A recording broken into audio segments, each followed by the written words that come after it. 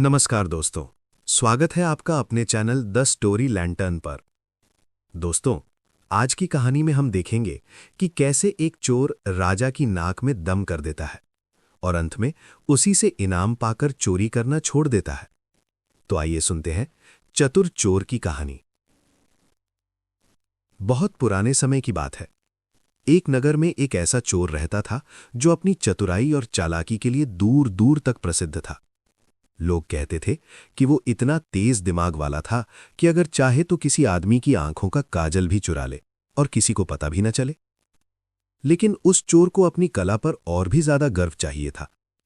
एक दिन उसने सोचा, अगर मुझे सचमुच महान चोर बनना है तो मुझे राजधानी जाकर अपनी चतुराई दिखानी होगी, तभी चोरों के बीच मेरी धाक जमेगी।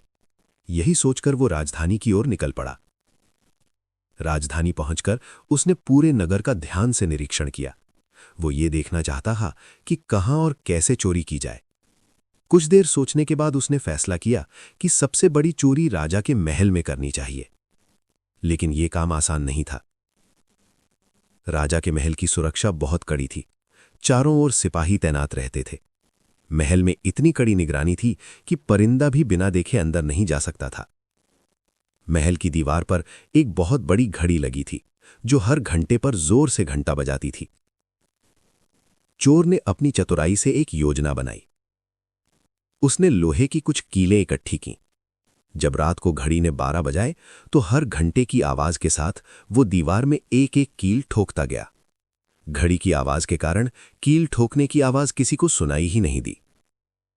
इस तरह उसने दीवार में 12 कीलें लगा दी और उन्हें पकड़ पकड़कर ऊपर चढ़ गया। थोड़ी ही देर में वो महल के अंदर पहुंच गया। फिर वो सीधे राजा के खजाने में गया। वहां सोना, चांदी और हीरों से भरे कई संदूक रखे थे। चोर ने अपनी पोटली में ढेर सारे हीरे भर लिए और चुपचाप वहां से निकल गया। अगली सुबह जब महल में चोरी का पता चला तो पूरे दरबार में हड़कंप मच गया। राजा बहुत क्रोधित हुआ। उसने तुरंत आदेश दिया कि शहर में सिपाहियों की संख्या दुगनी कर दी जाए और रात में जो भी व्यक्ति घूमता दिखाई दे उसे पकड़ लिया जाए।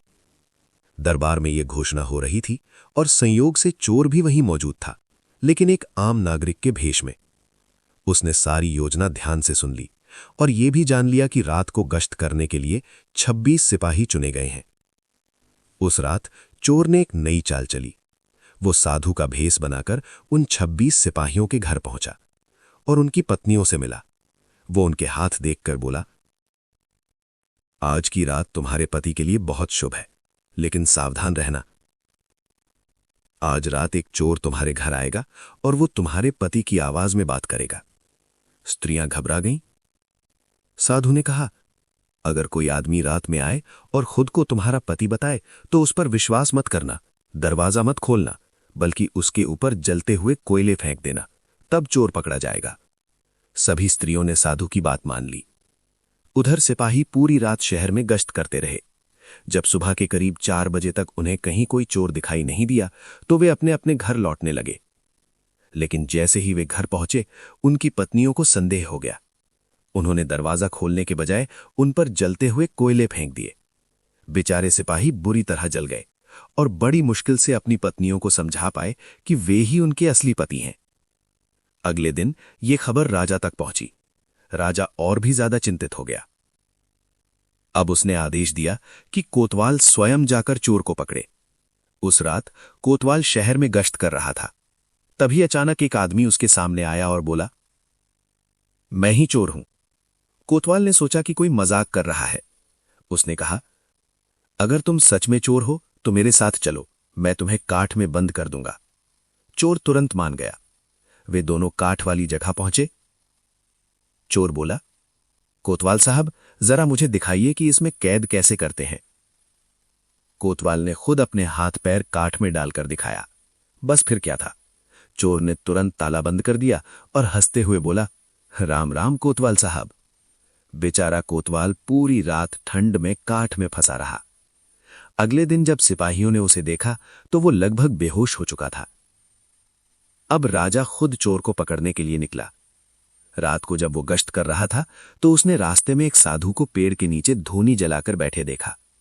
वो साधु असल में वही चोर था राजा ने उससे पूछा, क्या तुमने यहां किसी अजनबी आदमी को जाते देखा है?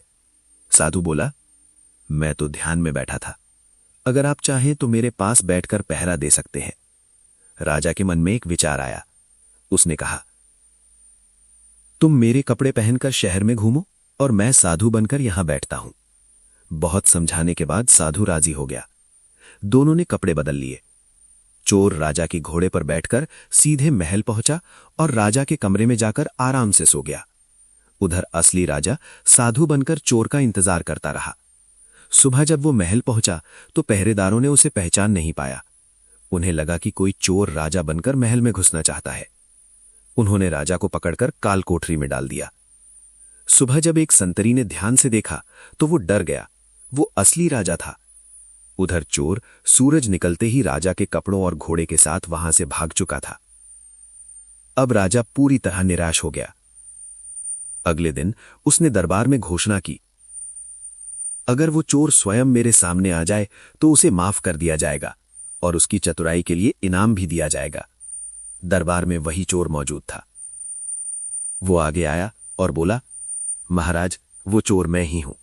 उसने चोरी के सारे हीरे, राजा के कपड़े और घोड़ा वापस कर दिया। राजा उसकी चतुराई से इतना प्रभावित हुआ कि उसने उसे इनाम में एक गांव दे दिया, लेकिन उससे वादा लिया कि वो आगे कभी चोरी नहीं करेगा।